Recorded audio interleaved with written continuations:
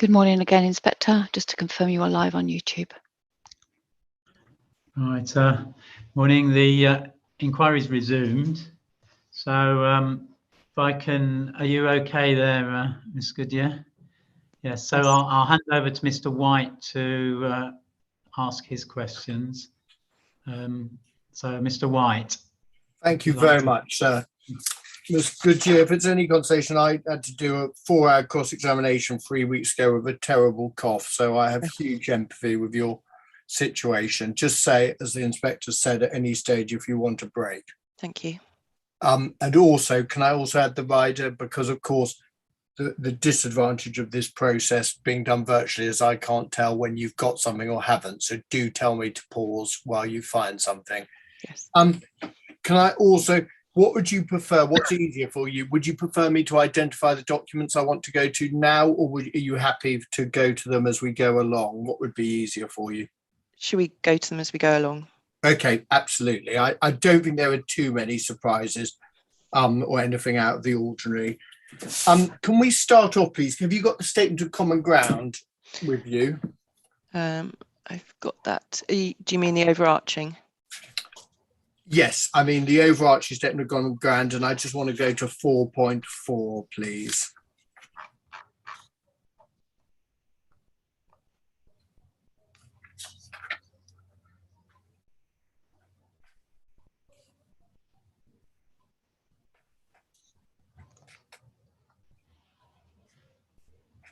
Yes.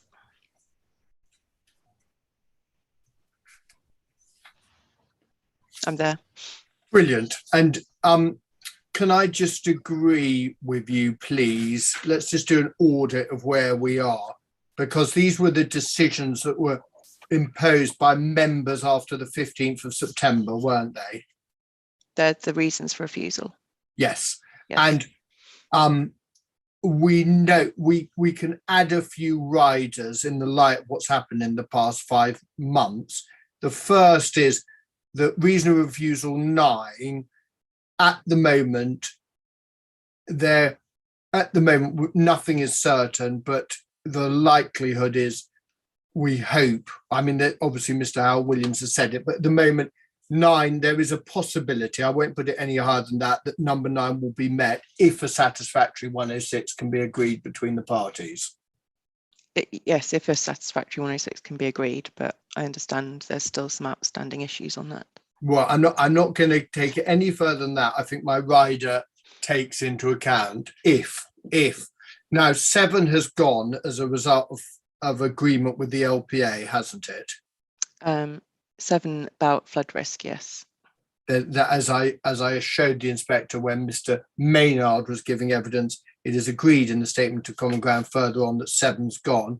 And it's also agreed that 4, in relation to B and C, it's agreed that those 2 matters can be dealt with by condition, as I understand it. Yes, that's as I understand it. So what we have, just doing an audit, and there are no hand grenades in this, I can assure you, I just want to do the audit for the inspector.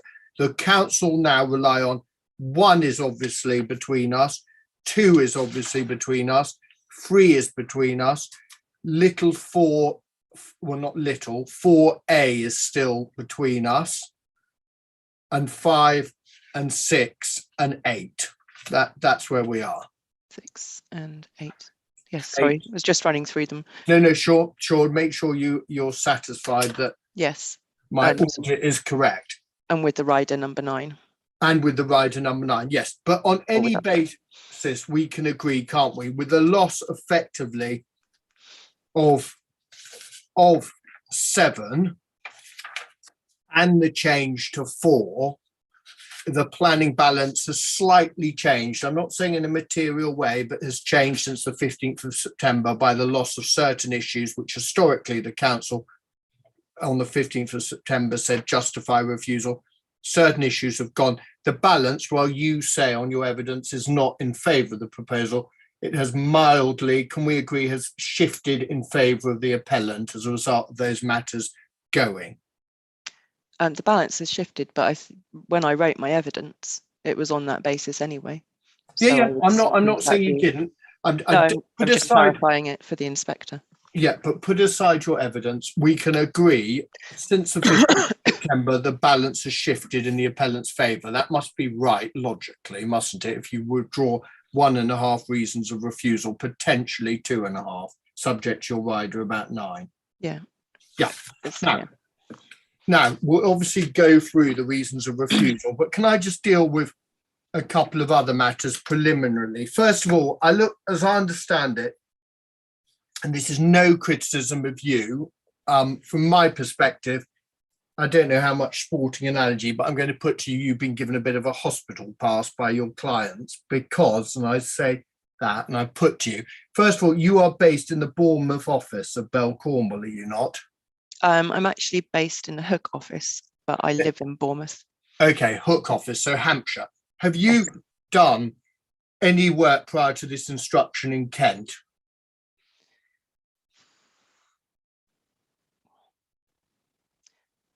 Not that I can remember, although I do have, there's something in the back of my mind, but it must have been within my 18 years. But I've also had 2 children in that time.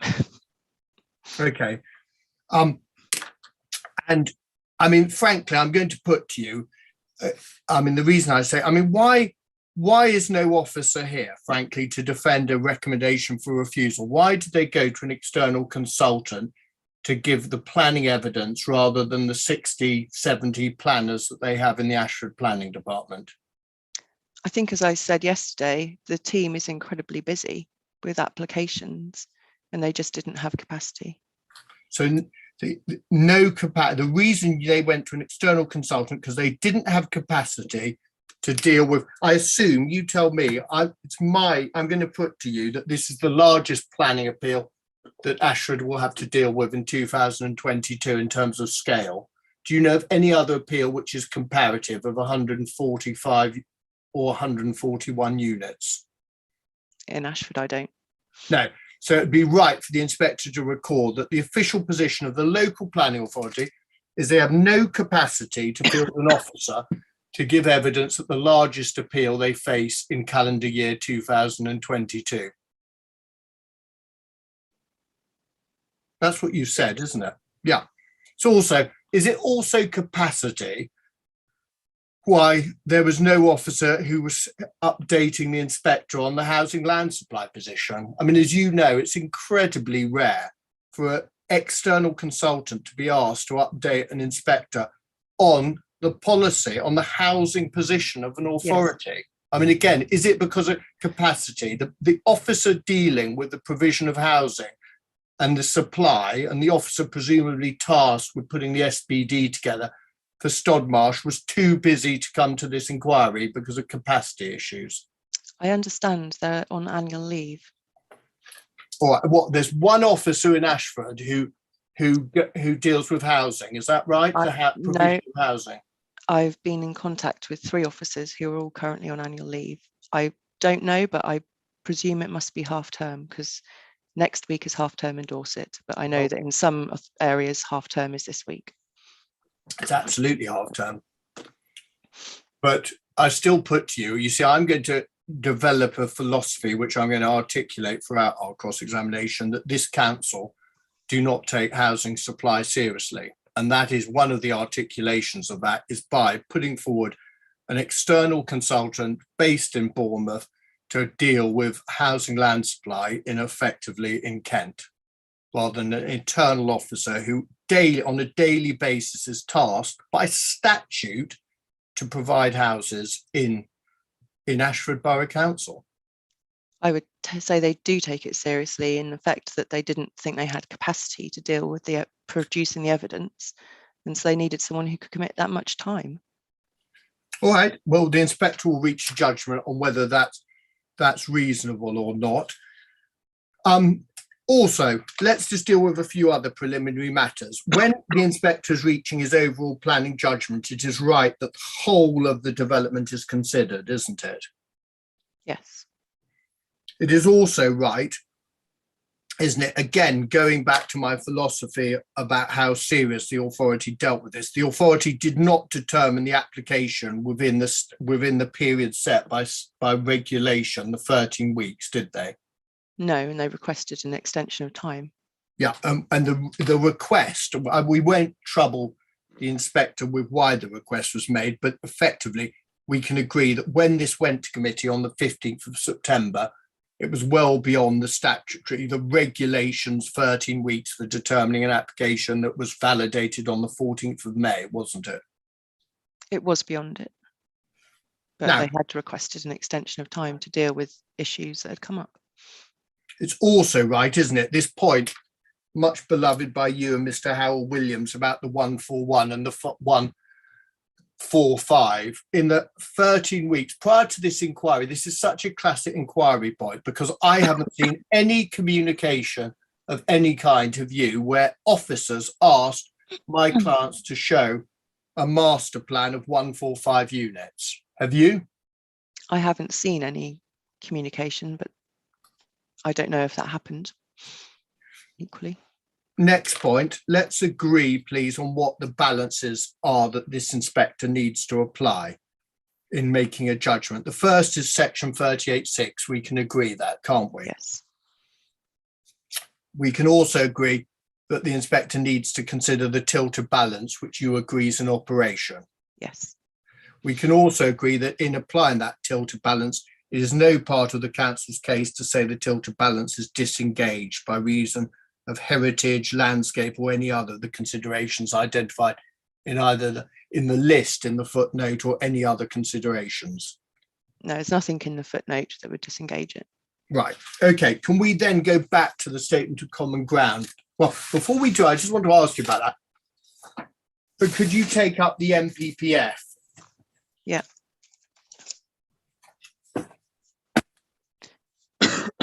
Paragraph 11, of course, and 12.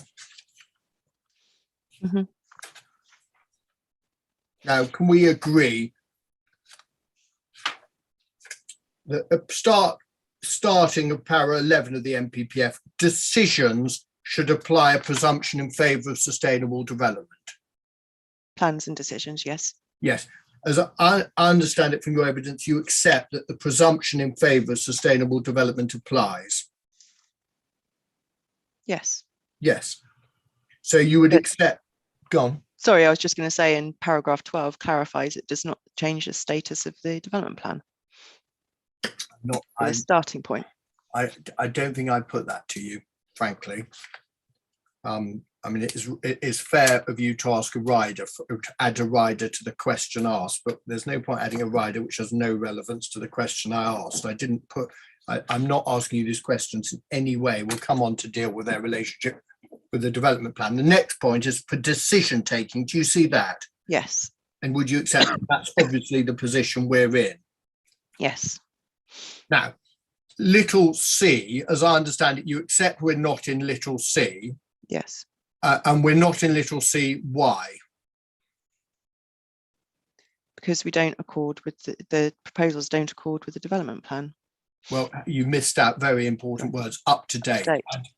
I don't think you contend that the development plan is up to date, do you? Because of little d, you accept that little d, that the policies are out of date because of footnote 8. Because of footnote 8, not because they themselves are out of date. Well, we'll come on to look at that.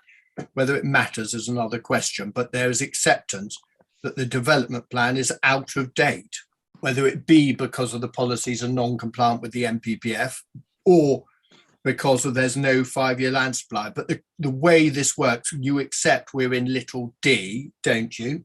Yes.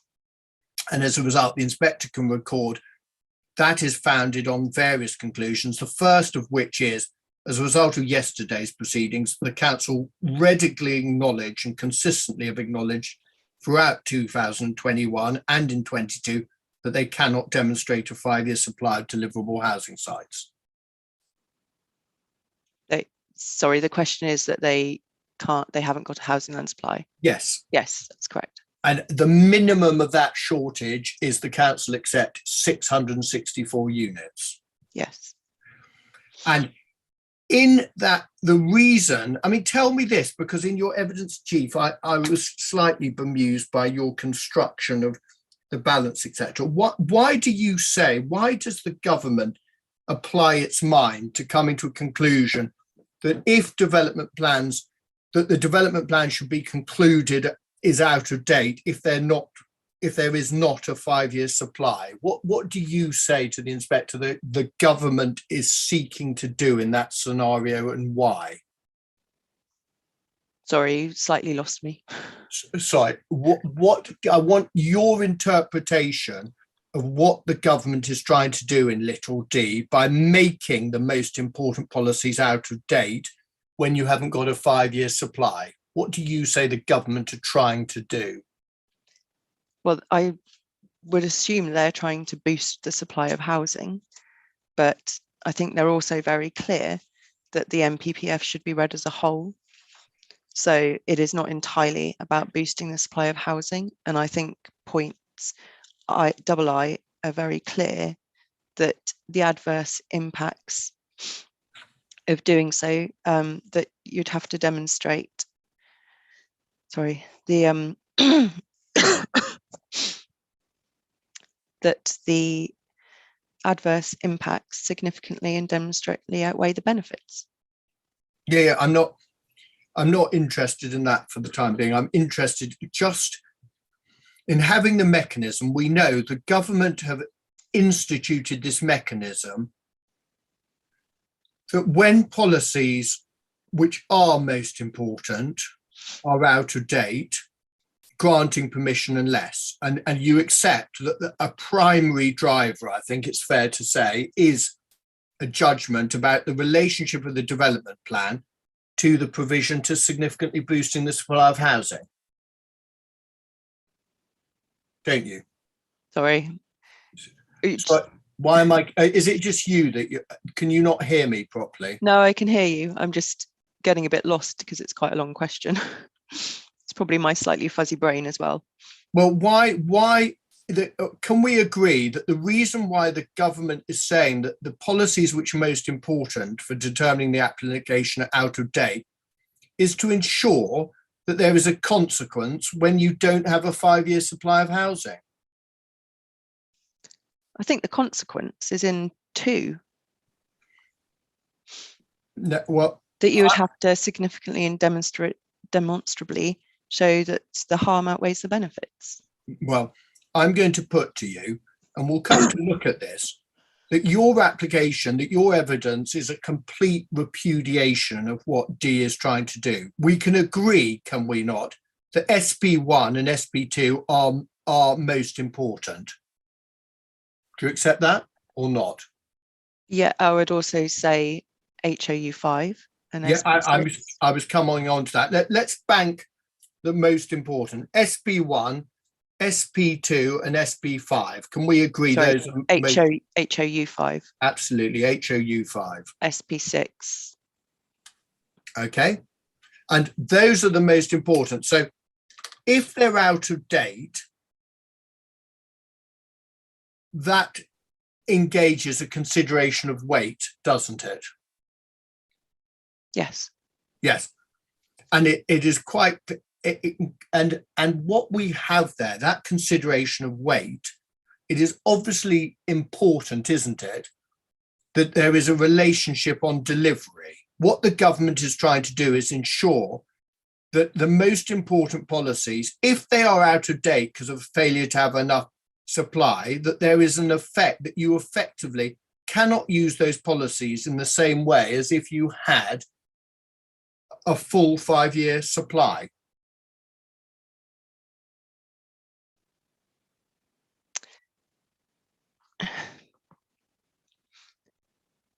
Effectively, I think that's the case, but then I have attributed weight, and as I discussed, to SB2 in relation to its conformity with the NPPF and its ability to address the housing land supply position.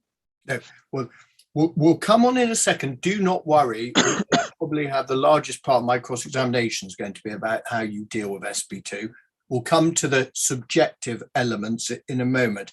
but I'm just dealing with the objective approach. You see, I am saying to you that the aim of government, as you've identified, is to significantly boost the supply of housing.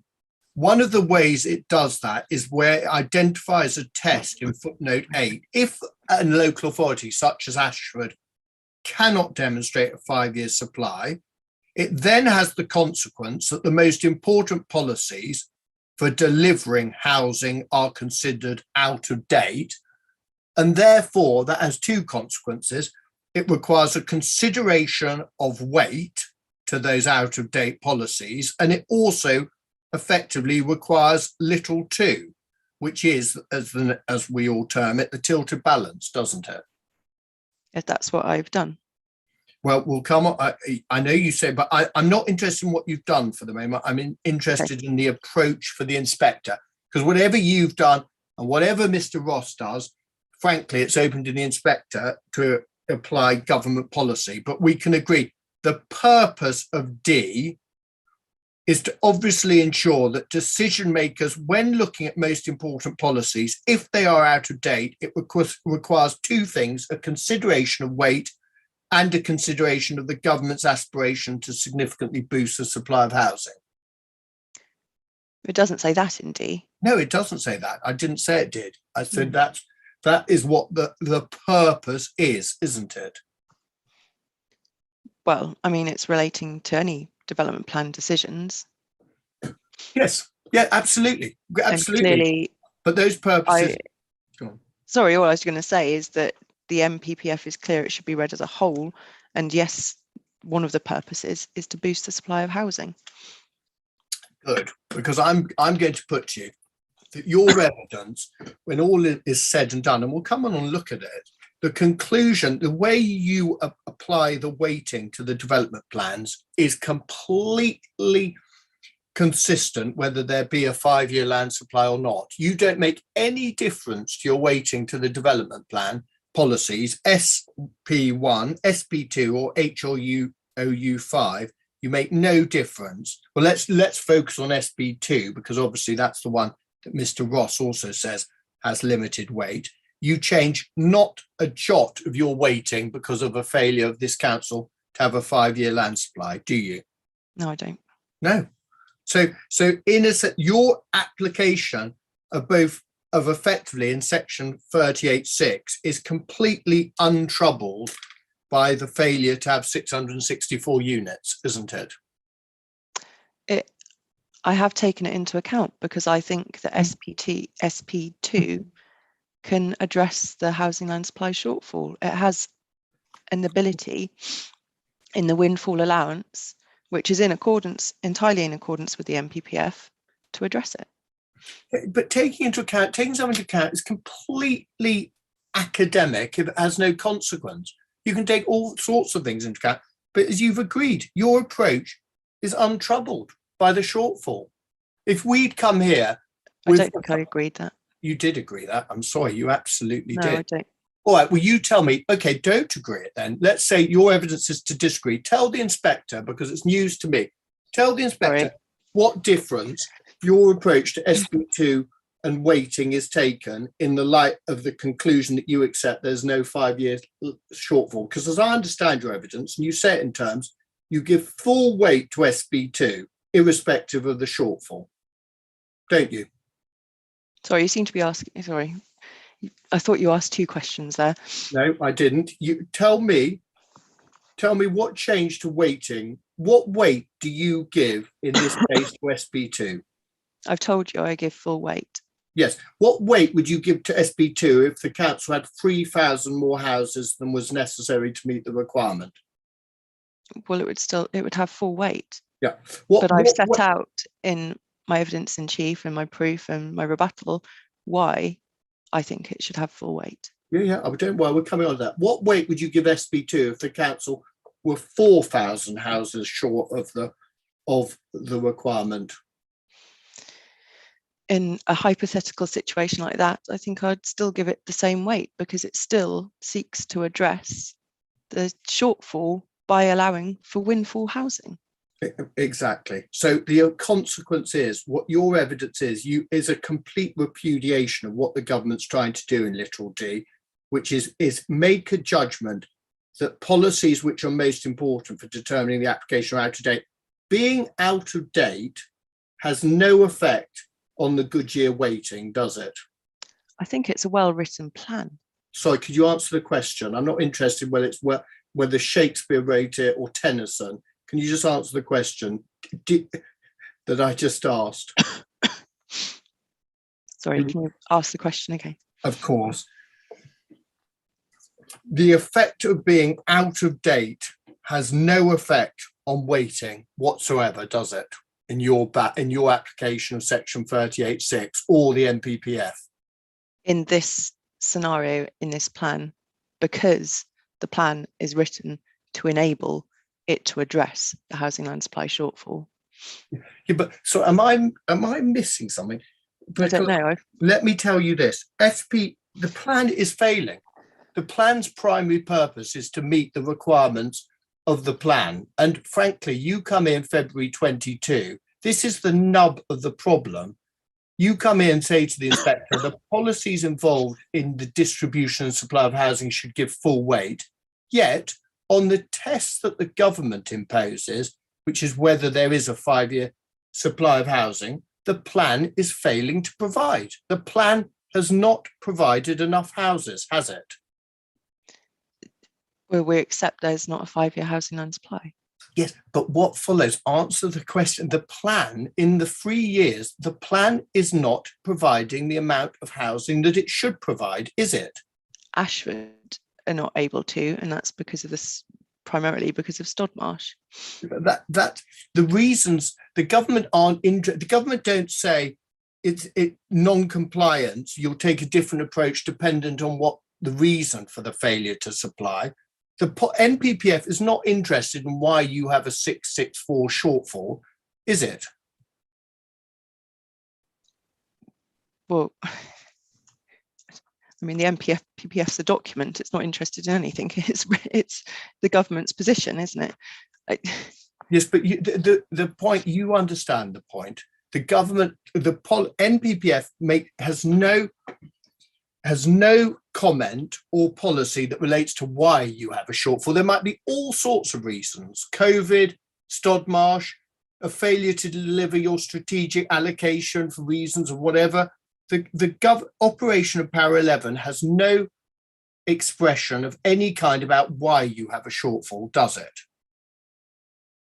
No, but I think, again, that's down to planning judgment. But how you deal with it is down to the judgment of the case. Of course it is. And your judgment in this case is, frankly, the HLS session yesterday, Miss Goodyear, was a complete waste of time because it has no consequence, does it? How does it matter? Why does it matter on your evidence, the fact the government has a shortfall in relation to how the inspector approaches the policy? How does it matter if you're giving exactly the same weight to the policies for the distribution and delivery of housing, whether there be a shortfall or a surplus in housing? Well, I mean, that's something for the inspector to consider, isn't it? The weight.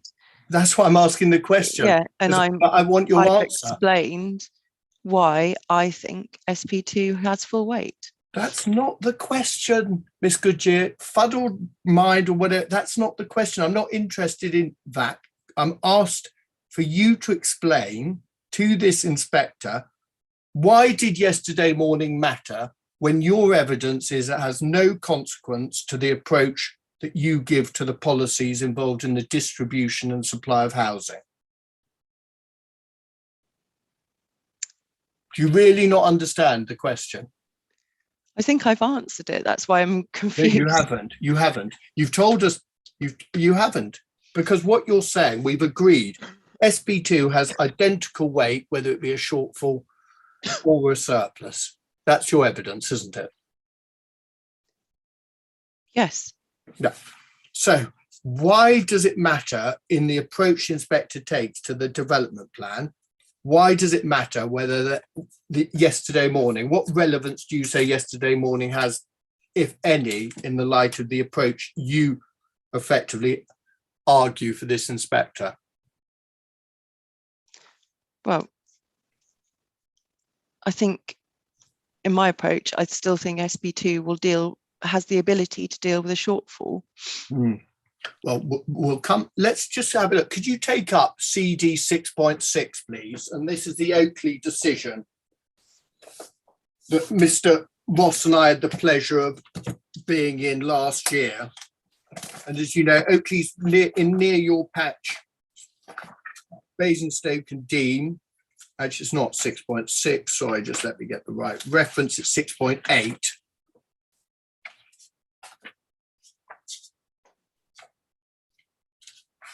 I've got the decision. Thank you. Have you read this? I have read it. You'll have to remind me of it. Okay, could you look at paragraph 8, please? Yes.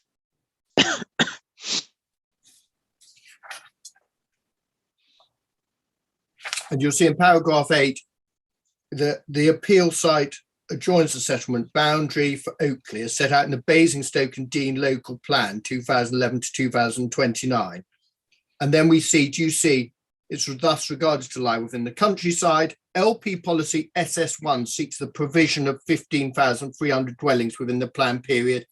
The provision is focused within the settlement policy boundary as well as regeneration sites, etc., greenfield site allocations and neighbourhood plans.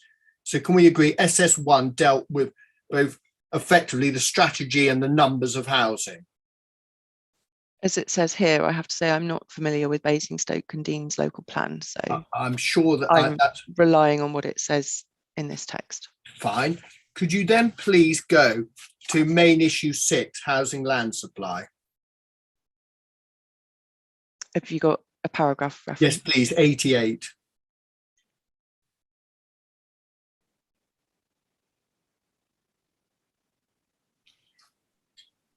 And 88, the council accepts. Sorry, I'm not there yet. Oh, sorry. Thank you. Yeah, okay. The council accepts it's unable to demonstrate a 5-year supply of deliverable housing sites. That's the same as here, isn't it? That's what it says. Yeah. Second paragraph, second sentence, however, the parties disagree on the extent of shortfall based on a number of disputed sites and the approach to establishing a housing requirement. That's true in the sense that the parties disagree on the extent of the shortfall, but here we have agreement on the housing requirement, don't we? Yes. Then we go on, please, could you look at para 89, just so you and the inspector get a context of the debate. The appellant argues the 5-year supply is 4.11, 816 homes, while the council argues it's 4.83, a shortfall of 154. Mm-hmm. It is broad accepts a shortfall based on the appellant's figures is significant rather than severe, whereas the shortfall based on the council's figures is moderate. Para 90, MPPF para 11D is triggered regardless, as there is no 5-year supply, whatever position is reached on the disputed sites. That's also true here, isn't it? Yes. Even if I were to agree with the council's figures, both parties have confirmed that significant weight can be afforded to the provision of housing as part of this development. That's also true here, isn't it? Yes. Therefore, it has not been necessary to consider the disputed sites in any detail to reach a precise finding on the extent of the shortfall. Then we see 91, the shortfall was first identified in the 1819 AMR, published around 2 years ago. The inability to meet housing supply targets has triggered a review of the local plan, and the new plan is not due to be adopted until spring 2024. And then we see the council's taking action Sorry, Yeah, I'll just stop you there. That's not the case here. I know, I didn't put it to you that it was. No, I just thought it would be worth clarifying. All right, fine. The council's taking action to boost housing supply, including the LP review, the promotion of strategic sites, etc., etc. However, there's little evidence before me that a 5-year supply would be achieved before 2024 when the shortfall was first identified in 2019. Therefore, not be appropriate to lessen the weight to be given to the provision of housing on the basis of an alleged short-term deficit in the 5-year housing land supply. Moreover, even if the council's figures on the shortfall are preferred, there would still be a deficit if this appeal was allowed. Do you see that? Yes, I see that. Now, I then just want to have a look at para 97 and look at the inspector's conclusions on policies. And again, we don't need to trouble ourselves too much apart from policy SS1, which we dealt with earlier. and the inspector considers that SS1 is one of the most important. Do you see that in the second sentence of para 97? Yeah, I see where he says that. And then we see there's the third sentence, these policies are out of date due to the lack of 5-year supply of deliverable housing sites. Mm-hmm. Do you see there that the inspector does not address the question of to the extent to which those policies effectively are compatible with the MPPF or not? The question the inspector's asking is what the position is with the 5-year supply of deliverable housing sites. Do you see that? Yes. Then, given that the housing land supply short position is not severe, even on the appendix figure, I consider that moderate weight can still be afforded to these policies and that any conflict with them, the number of dwellings, etc.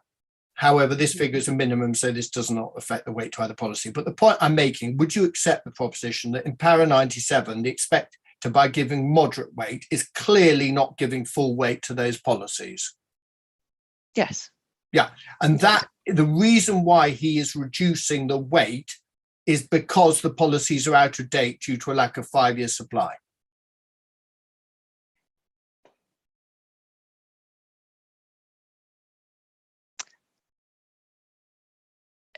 Well, he does in this case, I think, but I mean, I'm not familiar with the case. I'm not familiar with SS1, and I don't know if it has a similar approach to windfall housing as SP2. Well, we'll come on to the specifics of this policy, but I'm going to put to you that the approach in para 97, irrespective of the subjective circumstances in Basingstoke and Dean, is a clear indication that when decision makers apply the conclusions that policies are out of date, the general overwhelming position is it affects the weight you give to out-of-date policies, most important out-of-date policies involved in the distribution and supply of housing. Otherwise, you get to your position where it has no consequence. And Mr. Howell Williams can disagree as much as he wants, but it's bad form to shake your heads and be so, when you give cross-examination, I keep quiet. If you want to just shake your head, do so. It's very bad form, Mr. Howell Williams, frankly. Sorry, can I just, Mr. Howell Williams, what would you like to say? Yeah, well, Mr. White, I'm sure, is aware of the fact that quite a lot of the interpretation of this is a matter of law. And I think what I'm just particularly concerned about is where he seeks to summarize what Ms. Goodyear has said without fairly characterizing the answers that she's given. And that's what troubles me. When he puts things like, you say that the shortage in housing land supply doesn't trouble her section 38.6 balance. It's just not accurate and it's not fair. And hence, I'm sorry, I'm certainly not the first one to shake their heads at this inquiry, Mr. White, but that's the reason I was doing it. Well, I'm not interested in having a debate with you. It's completely inappropriate for you to intervene. Ms. Goodyear, let's go back and let's ignore the intervention, please. So can I just, I think Ms. Goodyear has given an answer. Whether that's what should be you agree with, are you going to carry on this stance or? No, I'm moving on. I'm moving on. Okay, then if you can move on. Right, thank you. Right, let's also agree, please. Let's then look at let's take up the statement of common ground, please, Ms. Goodyear.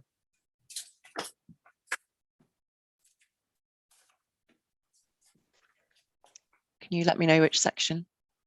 Yes, please. It is 5.2, please.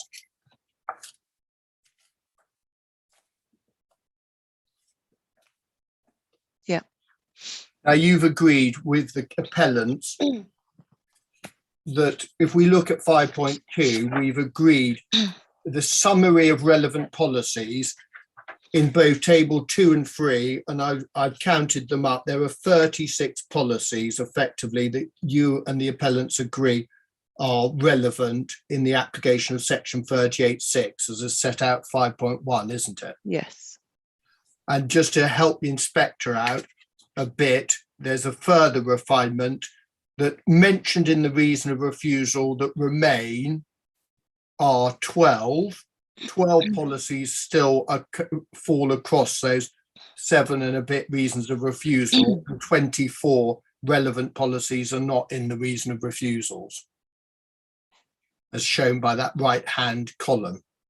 I haven't added them up, but Now we'll I'll take trust your counting. Well, if I'm wrong, Mr. Al Williams can no doubt go back in re-examination. So I'm putting you there 36 policies of what, and 12 are in the reason of refusal, 24 are not. Now, let's take up your evidence.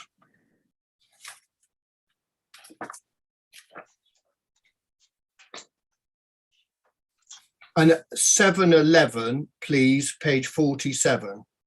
Mhm. You tell the inspector in your final sentence of 711, the development is contrary to the development plan. That's your view. Yes. Now, in your evidence, what I see you make reference, and it's the epitome at 7.5. You tell the inspector what your planning judgment is, the policies which are breached, for example. Mhm. But nowhere in your evidence do I see an assessment, and more importantly, a weighting of the 24 policies that you accept are relevant and are either neutral or supportive of the proposal in the section 38.6 balancing exercise. Do I? Well, I don't know if I haven't considered them all for brevity. For brevity. Wow. In writing. Wow. Okay. Well, I'm going to put to you that the result of that, putting the principle of brevity above compliance with what 38.6 says. I mean, 38.6 requires, can we agree, a consideration to reach an overall judgment on all the relevant policies, doesn't it? It's about being in accordance with the development plan. Yes, absolutely. Which requires, to make a judgment, you don't just look at those 12 that are breached, do you? Otherwise section 38.6 is predestined to find it always will refuse on any appeal where the council put in the play reasons of refusal and rely on policies. In order to reach a legal judgment on 38.6, you've got to consider the policies in the round, haven't you? Look at the development plan as a whole. Yes, but there's still policies that this proposal fails. Yeah, I didn't put to you that you clearly, you'd have to be an idiot not to realise that was your judgment, that their policies failed as encapsulated in 7.5. But what I'm interested in, for example, HOU1, the affordable housing policy, a pretty important policy for the council, isn't it? In terms of delivery of affordable housing. Yes, I mean, the council take the delivery of affordable housing pretty critically, don't they? Well, as critically as everything, isn't it? You know, it's a balancing act. Everything's critical and has its own importance. Affordable housing is important, as is delivery of market housing, as is the protection of the environments, sensitive environments. We can agree. I think that I don't want to fall foul of Mr. Howell Williams, but can I get your agreement that HOU1 you accept is important? The delivery of affordable housing is important. The delivery of affordable housing is important, and I give it significant weight. You give it significant weight, but where do I see that? And therefore, compliance with HOU1 should be given significant weight in the section 38.6 balancing exercise. I mean, giving affordable housing and the delivery of housing significant weight. Yeah, but can we go back to the question? In the context of section 38.6, compliance with a policy that you think is important, that should be given significant weight in any section 38.6 exercise, shouldn't it? Yes, it's Yeah. a balancing act. Yeah, exactly. It's a balancing exercise. And what 7.5 and what 7.6 does, and encapsulated in 7.11, I mean, what you've done, and this is all you've done is tell the inspector about the breaches of policy that you say there are. Then, as that is followed by a conclusion of 7.11 that the development is contrary to the development plan. But nowhere have you weighed in your section 38.6 exercise the 24 policies that you either say are neutral or are supportive of the grant of consent, have you? Not in that section. Well, yeah, but not anywhere. Nowhere in your proof across your 47 pages can I see what weight you've given to HOU1, can I? No, I've focused on the reasons for refusal and the policies relating to that. Yeah. So we can agree that conclusion you reach in a 7.11 does not accord with what is required because there's no weighting or consideration of the policies that are neutral or supportive of the development, is there? I think that's unfair because I do give weight to the benefits. You do in the context of the tilted balance, but Yeah. I'm interested in 7.5. Where can I see? I haven't. Sorry, no, carry on. Yeah, I just can't see anywhere when you're telling the inspector the development is contrary to the development plan. It's impossible for me, but far more importantly, him, to tell what weight you've given to any of the 24 policies that you accept are relevant and are not breached by this proposal. Because it's contrary to some of the other policies of the development plan. Yeah, but that's a complete misconstruction of section 38.6 is not like you say HOU5 that you've got to pass every policy, or it's got, if you're against one policy, that's the end. It's a balance between those supportive, those that are neutral, and those that are breached. But in order for that exercise to be credible and valid, it requires you to evaluate all three different columns, doesn't it, to be fair? Yes, and I feel I have been fair. But you haven't been fair because I can't, and as I say, far more importantly, Inspector, I cannot see anywhere the weighting that you've given to any of the policies that you readily accept as supportive of the grant of consent. They just simply are not anywhere in your proof of evidence, are they? Well, I think you've made your view clear. No, I have, but but then what follows, you can say my view clear, that the only logical consequence, Miss Goodyear, is your exercise, your proof of evidence does not show effectively an approach to section 38.6, which is valid, does it?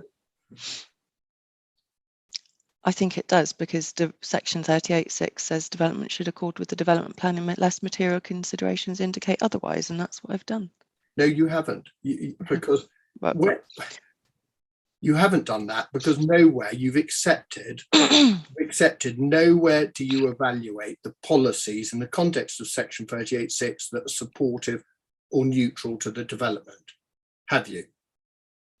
I think we might have to agree to disagree. No. I'm not letting you off the hook, I'm afraid, Miss Goodyear. There's an answer to this. You either have or you haven't, and you previously answered and accepted. And I'm not going to comment because I'm not going to have Mr. Hal Williamson mischaracterizing.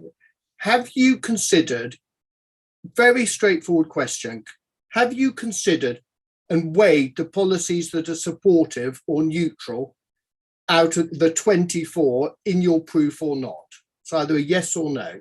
Not in my proof. No. So where else have you done that exercise then, if it's not in your proof or your rebuttal? In your mind? Yeah. So that's your evidence, is it? You've done an intellectual exercise which is undisclosed to me, or more importantly, the inspector. It's my judgment, and I've set out my balancing act and my judgment in my proof. No, but that, Ms. Goodyear, I'm sorry, I'm really not being unfair to you, because to be fair to the inspector, how can he give credibility to, you might be right in 7.11. You might be right, your planning judgment might be right that it's contrary to the development plan. But to give weight to that judgment, the inspector needs to feel, doesn't he, that you've considered all the matters that you consider relevant in exercising that judgment?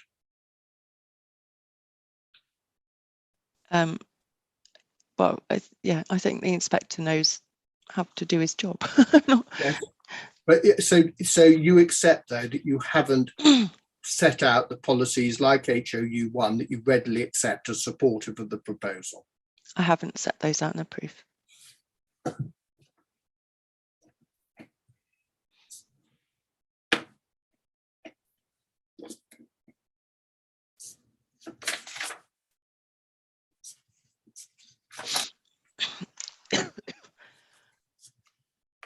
Right, can we move on to some more happier topics for a moment that set the context for when I deal with the policies? Can I deal with the matters that agreed? First of all, there is acceptance, as I understand it, from your 6.14 of your evidence that this is a windfall site for the purposes of the development plan. Sorry, Yes. not the development, yes, for the Yeah. development plan, but also the MPPF. Accepting it's a windfall site, yes. But both in terms of how the MPPF defines windfall and also how the development plan defines windfall. Yes. And just for the inspector's note, it's a point when the council had previously looked at CD 2.9, and I don't think we need to take it up as you've accepted the point, but in CD 2.9, when the council were doing their 5-year housing land supply update in 2020, they included the site as a windfall for consideration, didn't they? Sorry, you're right, it's your No, coughing. sorry, yeah, I was just trying to clear my throat. They provided tables in the housing land supply to demonstrate the windfall applications that the council was considering, and I understand, yes, it's included in one of those tables because at the time it was a windfall application they were considering. Yeah. Next point, we agree, a point I put to Mr. Withercombe, but I want your acceptance on it, that there's no relevant designation, landscape designation on the site, is there? On the site, I mean, well, to note, there's a tiny sliver that's a conservation area. Landscape designation, and there's a tiny slither in terms of a heritage designation, isn't there? Yes. It's also agreed as set out in, again, the point I put to Mr. Withercombe, that local plan 251 accepts that Tenterden is highly constrained by what surrounds it. Yes. We can also agree that there are, in the light of the evidence we heard on Tuesday, there are no relevant ecological designations on the site. Yes. We also agree it's no part of the council's case to allege development would lead to any harm to listed buildings. Yes. And we can also agree that section 66 is not engaged either, is it? Sorry, section 66 of the Of the MPPF. Planning and Listed Building and Conservation Okay. Areas Act. Sorry. Yes. And the same is true for section 72, and there's no allegation from the council of any harm to any conservation area. Section 72 of The same Planning and Listed Building and Conservation Areas Act. Yes. We can also agree that there's no allegation that the proposal, if granted consent, will harm any residential amenity of existing neighbours. Yes, I think that's. There's also, as we've just done this morning, as a result of reasonable refusal 7, there's no allegation anymore of harm to flooding or drainage if planning permission was granted. Mhm. We also can agree, notwithstanding your comment in chief, and that we seem to have a dispute on highly or sustainable, but as I understand it from the statement of common ground and the position of Kent County Council, you readily accept that the site is sustainable. The debate lies on the degree of sustainability in terms of where it is located and alternative means of transport. Yes. But those conclusions, as I went to, and I'm sure you heard me take Mr. Marshall to these points yesterday, you readily accept compliance with B, C and D of HOU 5. I accept compliance. I think in my proof I did clarify that. Yeah, but it's also right. And I think, again, the LPA statement of case, I don't know, did you have involvement in the statement of case? Did you draft it? No. Okay, but it's said in there that Tenterden is the second most sustainable settlement in the district. Is that a judgment you agree or disagree with? Yeah, I think it's the next settlement down in the hierarchy, so it's a market town. But I think it is significantly different to Ashford. I didn't put that point to you. Do you? No, Is it your sorry, I planning was just judgment? clarifying my Yes, but can I go back answer. to the question? Is it the second most sustainable settlement in the district or not? In your I judgment? answered that. I said, yes, it is. But the difference between the first and the second is huge. It's also right, isn't it, that there's no allegation that if the development got consent, that there would be any impact on the surrounding highway network. There isn't any allegation of that. It's Kent County also, Council have not objected. also Those right. lines. This is a site that is completely unaffected by the problems that you dealt with yesterday relating to Stodmarsh. This site is, yeah. It's also right that in principle, the council believe, as said in the statement of common ground, subject to details, that a proposed mix of housing will be acceptable and comply with HOU 18. Yes, I think, are you referencing common ground? I am, paragraph 6.6.3. If you want to take it up. 6.6.3. Yeah. Yes. We also agree, as you said, in your rebuttal at 124, that the emerging Tenterden neighbourhood plan has limited weight. Yes. And I know in your planning balance exercise, when you are identifying the harms, there is no weighting that you give to breach of the Tenterden. Well, actually, you say limited. I mean, are you weighing? Do you say, although you give limited weight, you say that at your 124, are you putting it?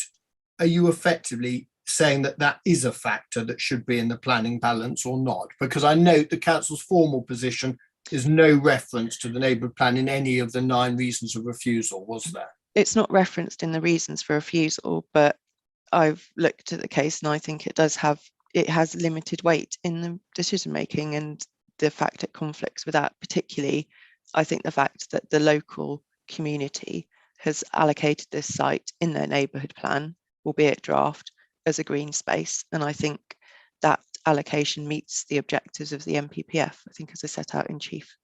But it's not, the weighting isn't what it meets. It's not alone about that. There's clearly a judgment. The reason you give it limited weight is because you reach judgment on where it sits in the process towards being made, isn't it? Yes. And you accept it's at a pretty early stage. Regulation 14, isn't it? I accept it's at an early stage, but I also, referencing what it's trying to achieve for this site in regard to the MPPF, I think it's consistent. I'm still giving it limited weight. Let's also deal with, can I just touch on the 1989 appeal decision? I think there is agreement between you and Mr. Ross that the policy position has changed. Yes. You also agree that the circumstances, I would hope, and not that you've said this, but has changed in Tenterden. Obviously, since that decision, the council have either granted permission or allocated for development 575 units, haven't they, in the southwest of Tenterden? Yes. Yeah. And that, of course, is Tent 1A, Tent 1B, and Tilton Gill, which was one on appeal. Mm-hmm. It's also right, isn't it, that in that decision, there were no counter benefits to be considered, in the sense that there was no 8 hectares of country park or sports provision in that proposal. It's pure housing, wasn't it? That proposal was housing. Yeah. It's also right. Yes, I think, can we also agree in the statement of common ground, if you could take that up, I know you've got it close, 6.14.1, please.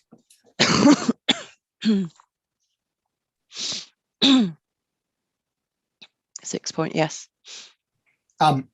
we note that the requirement of policy in terms of open space of this development would be 1.87 hectares. That's agreed between you and Miss Ashton, isn't it?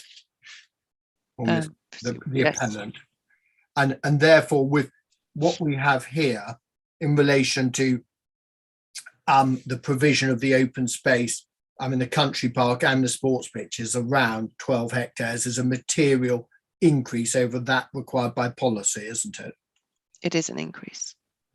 Well, are you really going to quibble over material? The difference about what's the difference? 1.87 to 12. It's a 10 times, almost nearly a 10 times greater provision. Were you really going to quibble over a material increase? 10 times. Yeah, well, all right, 10 times. No, my maths has gone completely wrong. I was going to say, times. I think that's... Yeah, no, you're right. 6 times. Yes. All right, 6 times. Is that a material increase or not? Yes, it's a material increase. Thank you. Yes, obviously, you and Mr. Al Williams have made comments both in chief about, let's go back to the EIP. The inspector asked this question some stage. Obviously, when you hold an EIP hearing, you're looking at the plan, aren't you? You're considering the draft, the submission version of the plan. Yes, and all the objections that have been received to it. Yes, and there is an assumption, generally, I wouldn't put it as high as the benefit of the doubt, but the assumption that most inspectors approach plans is that they will work, that the policies set out will be effectively realised.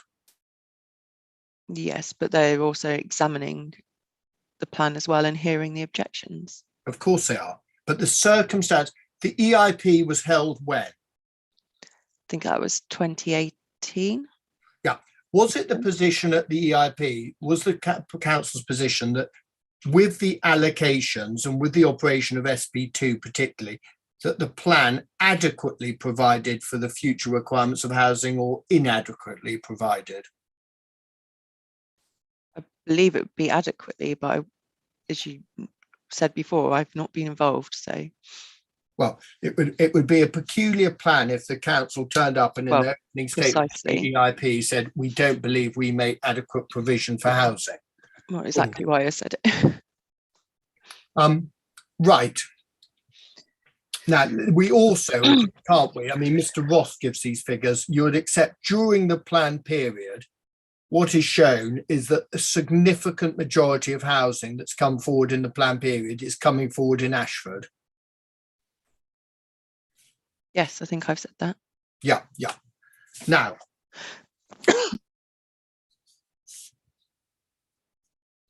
thank you. Can I then move to a new topic, and let's just deal with some harms. I'm going to take you onto the planning balance, please, and we're going to deal with harms and benefits. Are you content to continue for a bit longer? Yeah, no, carry on. Okay. I'll just put myself on mute when I need to cough. No, well, if you want a couple of minutes to refresh the hot water, do take it. I'm quite happy if you want to. No, I'm all right at the moment. Okay, fine. So in relation to the harm, can we just deal with some introductory points? Right.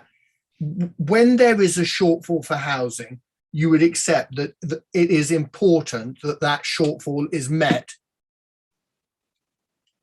soon with endeavour and speed, isn't it? It is not good in the light of government guidance to have a shortfall that remains for a significant period. Is that fair? Sorry. No, don't to worry. clear my throat. Don't worry. And no one wants that. Want me to repeat the question? Sorry, can you repeat it? Yeah. Do you really not want a couple of minutes just to do? No, I think I might have reset now for a bit. So carry on. Okay. I'll repeat the question. Where you have a shortfall, should not the aspiration in the light of policy be to meet that shortfall in as speedily and quick way as possible, frankly? Shouldn't that be the aspiration? I would agree that would be an aspiration. And I think in this case, the council are working as speedily as they can to bring forward the Stodmarsh mitigation. Well, you say that, but unless I completely misunderstood what you said yesterday, you have no timetable for the SPD. The SPD isn't even in existence in draft, is it? I haven't seen a draft. No. Have you been told when it will be provided? I haven't been told. Yeah, well, how can you say that then, your last answer? How can... Because they're working on the land acquisitions, and that's commercially confidential information. I'm working on trying to Which break is- a 2-hour marathon, but it doesn't mean I'll get there, frankly. I mean, you say to the inspector, I mean, we dealt with this point yesterday and I won't repeat it, but the way you say, the reason you conclude that Ashford are doing things speedily is because it's your judgment that effectively the SPD is being worked on. They're working on it. They're working on providing those sites. They're working on designs for those sites. Well, we can also agree there's no interim planning policy is there to bring forward more housing sites in the interim. Nothing's been put forward, has it? There's no interim policy. There's no example. You don't say to the inspector in the past 3 or 4 months where the council have granted planning permission for new housing to meet the shortfall. But they recently granted SS2. Okay, so that's Sorry. that you say that's a manifestation of trying to meet the shortfall, SS2. Well, and they're moving forward on other permissions, as I think we went through a list yesterday. It also, yeah, let me then deal. Let's take, could you take up the local plan, please? Yes.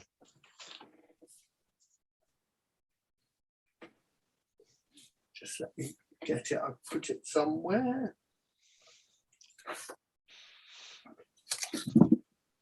Could you turn up SP1, please? Yes. Let's just deal with the structure here. SP1, we can agree is a strategic policy, as it's said in the heading. Yeah. And let's just deal with a few preliminary matters. First of all, yeah, could you please go to page 3? 3 of the plan. Yes, please. Page 3. The corporate plan. Did you see the council issued a corporate plan in 2015, which sets up the vision up to 2020? Mm-hmm. And the council identified 4 priorities. Do you see that? Yes. And we see, first of all, to promote growth and achieve greater economic prosperity for Ashford Borough. Mm-hmm. That's the borough then. So when in priority run, when it's referring to enterprising Ashford, it's referring to the whole of the borough, isn't it? Yes. And secure inward investment to create a wide range of jobs carried out by a highly skilled workforce. Mm-hmm. Do you know from the evidence that was put in what the capital investment of this scheme would be, how much it would cost to build it out? No, I don't know off the top of my head. Okay, point 2, quality homes and homes for all, to secure quality homes across the borough. That's the second priority, isn't it? To secure quality homes across the borough, catering for a range of ages, tenure and need in well-planned and attractive new places. It's priority number 2. Yes. Priority 3, active and creative Ashford, healthy choices through physical, cultural and leisure engagement to provide or enable a range of quality leisure and cultural activities where people can make healthy and affordable lifestyle choices. You see that? Yes. I mean, that said, to have it as the third priority, the provision of recreational and leisure facilities and physical facilities is obviously slap bang in accord with priority 3, isn't it? Yes, but I'd also say the existing use of the site is something we should take into account. Did I put to you shouldn't? I don't remember putting that, frankly. Then we go on, please, to SP. Let's look at the vision. Yeah, the So vision. before we go, let's look at the vision. What is said in the fourth paragraph of the vision on page 8? Do you see that? Yes, sorry. I'm sorry. No, Just don't worry. No, I moved off screen because I was moving over to read it. I thought I'd better move back. Do you see? I'm taking you to page 8 and the fourth paragraph of the vision that That says. starts Tenterden. Yeah. Yes. So the aspiration for Tenterden is it will continue to serve the southwestern part of the borough as a principal rural service centre with a strong offer of shops and services. Mm-hmm. So that's the first element, strong offer of shops and services. Obviously, 141 homes, presumably we can agree will have a certain number of people.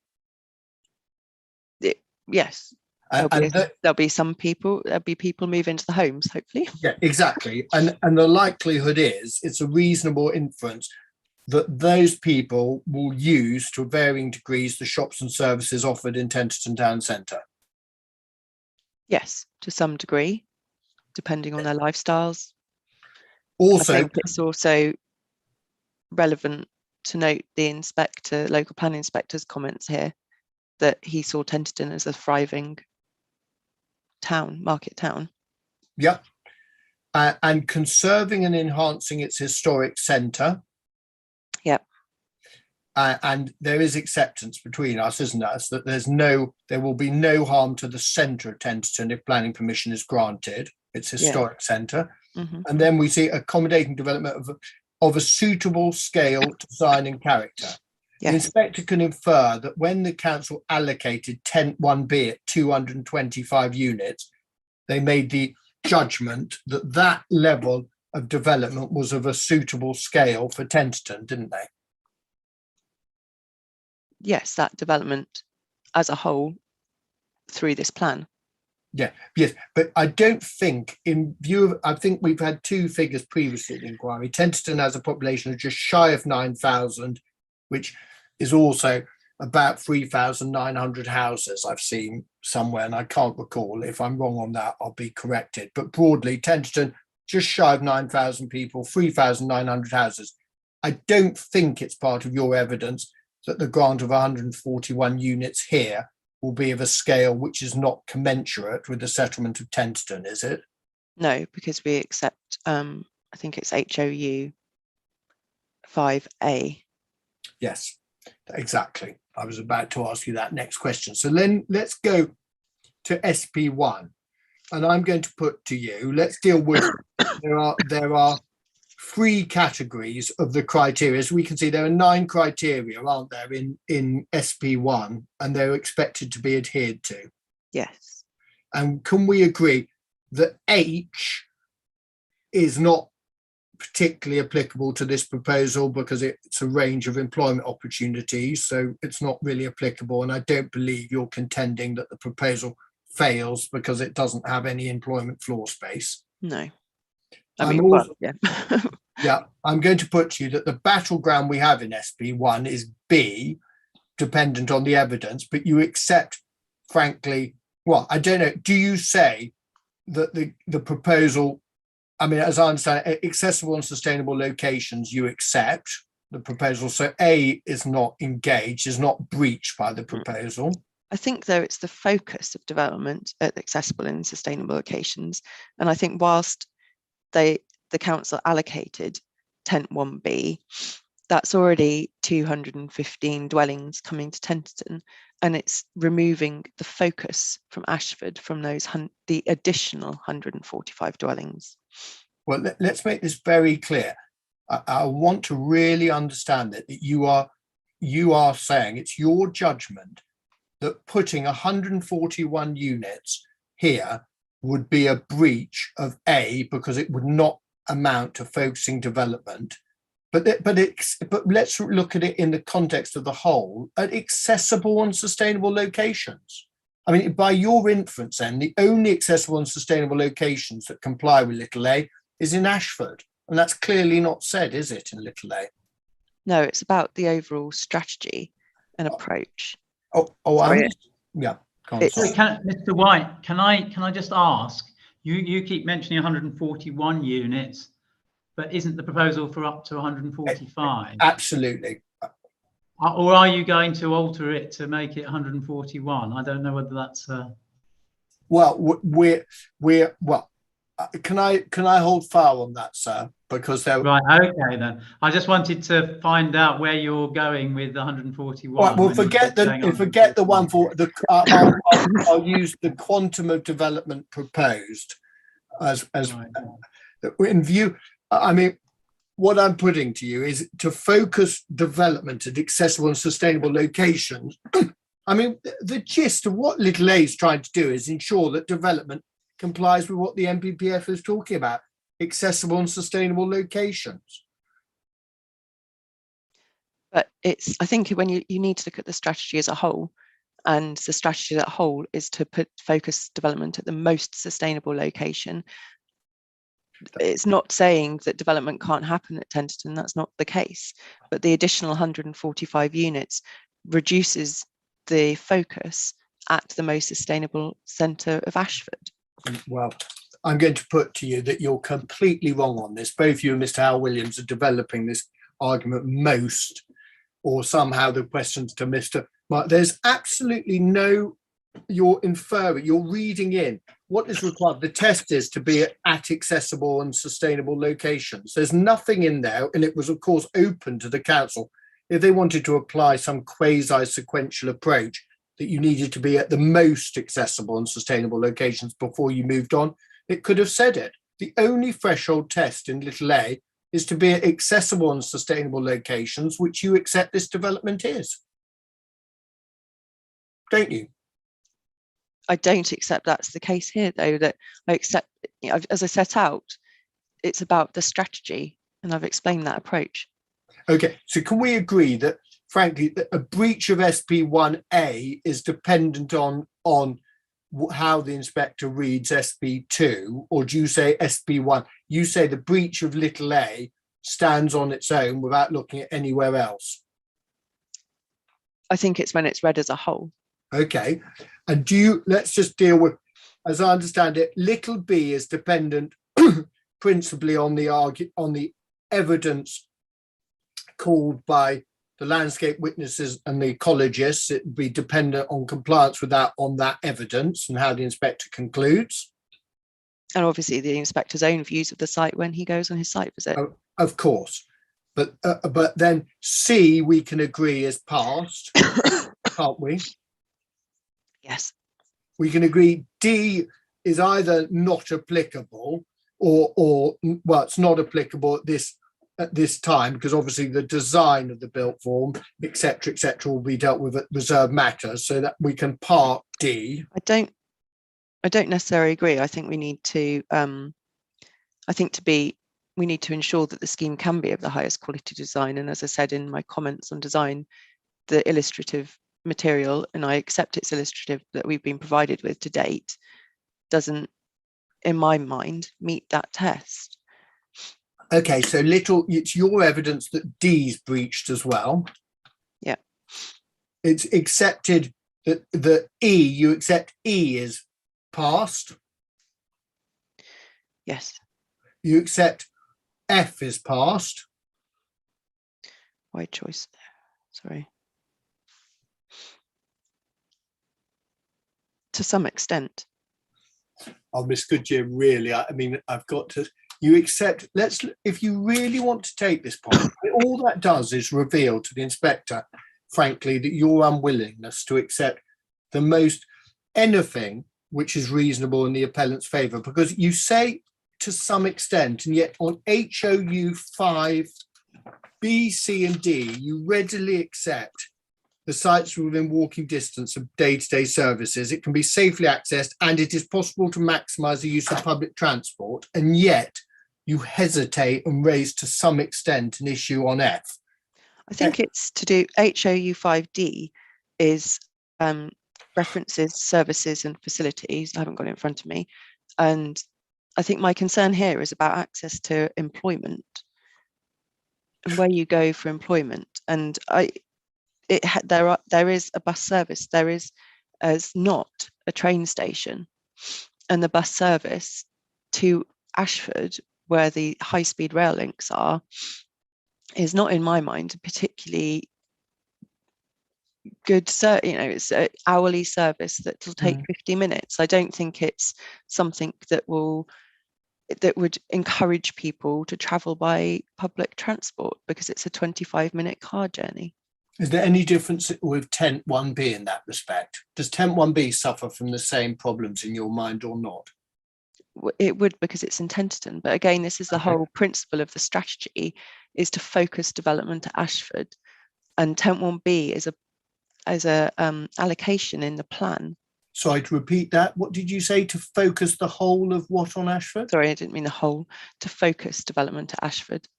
Well, okay, let's just have a look at that. Well, let's just finish this off. G, do you accept as passed? It can provide a mix of housing types and sizes. Yes. And we've already agreed on H. And then little I think you also agree it's no part of the allegation. That doesn't address. Yeah, exactly. But, so Mr. White, I think we're getting to a stage where we probably need a break for lunch. But okay, fine, sir. A point where you can break fairly soon. Yes, let's just do the audit then on SP1, just so the inspector's absolutely clear. And to be fair, you think it breaches to focus development in little a. You think it breaches B because of the natural environment, and you're dependent, understandably, or parasitic on Mr. Withercomb's evidence and Miss Forster's evidence.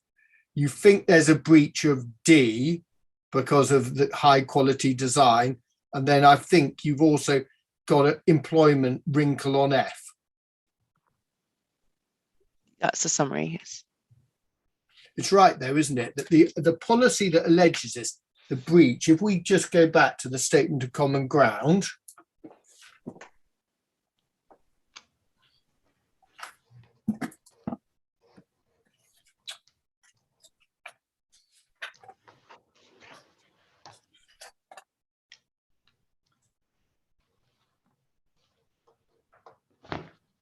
which section?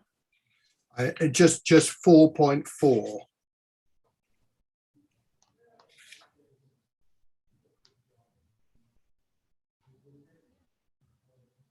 Yes. Yeah, just to Inspector Connect, SP1 is raised in reasonable refusal 1, 2, and then 3, noticeably 3, 4, 3 and 4. So 1 to 4. And actually, to be fair, in 8 as well.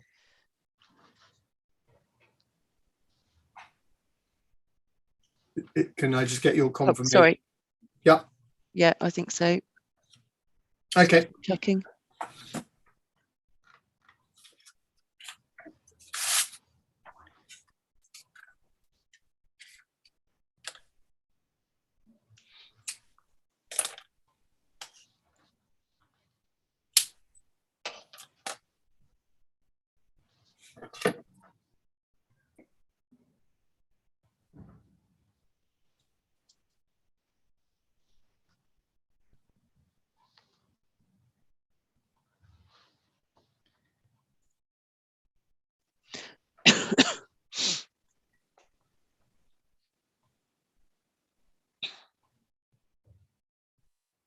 Sorry, where are we?